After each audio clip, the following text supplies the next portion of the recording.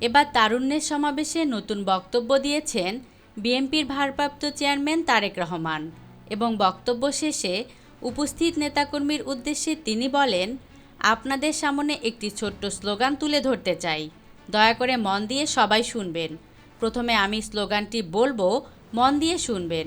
এরপর আমি বলবো, তখন আপনারা সবাই বলবেন।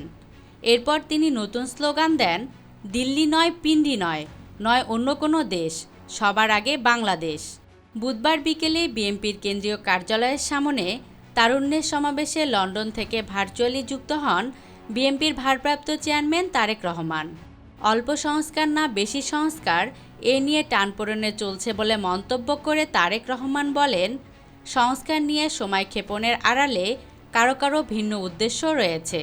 তবে আগামী ডিসেম্বরের মধ্যেই জাতীয় নির্বাচন হতে হবে। আবারও আমরা বলতে চাই, আগামী ডিসেম্বরের মধ্যে জাতীয় নির্বাচন অনুষ্ঠিত হবে। বিএনপির ভারপ্রাপ্ত চেয়ারম্যান আরও বলেন, আর কথা বলার রাজনীতি নয়, এখন বাস্তবায়ন ও দৃষ্টান্ত স্থাপনের সময়। দেশের বহুল জনসংখ্যাকে যদি জনশক্তিতে রূপান্তরিত করতে পারি, তাহলে আমাদের আর পিছিয়ে থাকতে হবে না।